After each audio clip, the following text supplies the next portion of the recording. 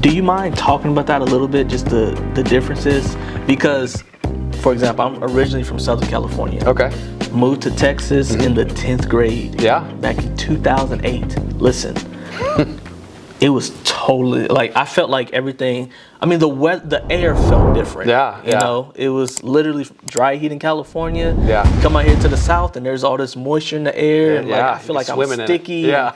Like, I feel like everything was different. So can you kind of talk to some of the differences that you experienced from Wichita and going up to Memphis? Yeah, absolutely. So small town, the school, Holiday High School was, I'll just be honest with you, it was all white.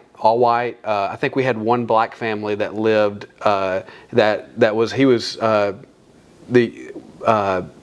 his name is Raymond. He was a year older than I was, but primarily all white. And so to go to Memphis, and the diversity of Memphis was something that I wanted something different, because I wanted to experience how to live differently, and also do ministry different than what I grew up doing.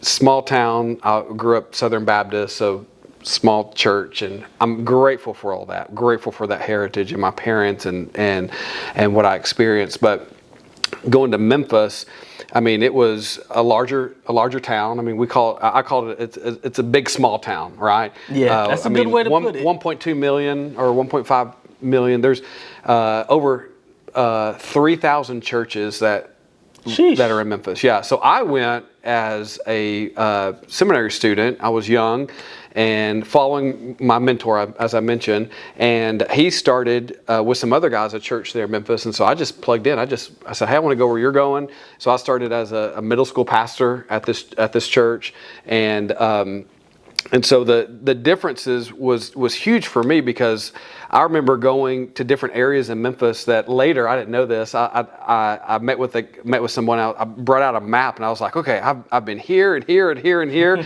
and this guy said, Lance, never go there again.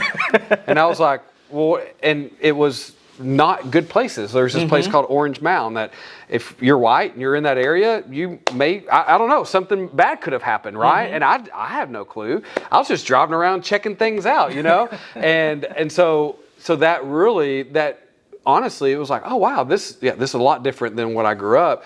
But it became one of those things where, man, I loved, the barbecue.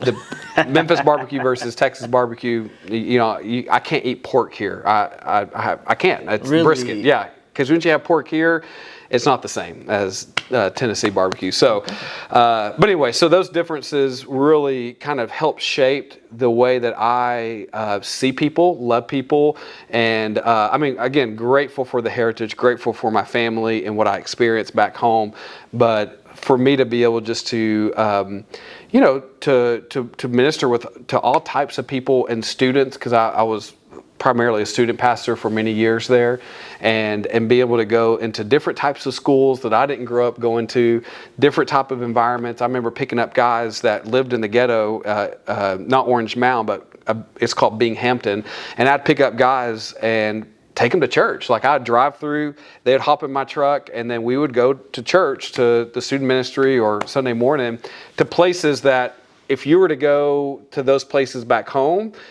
it's like you just don't go over there, right? You don't go to that side of town. But I loved it. It was such a refining time for me, and that has really affected the way that I do ministry now. So, it's funny sometimes the similarities that you have with people, because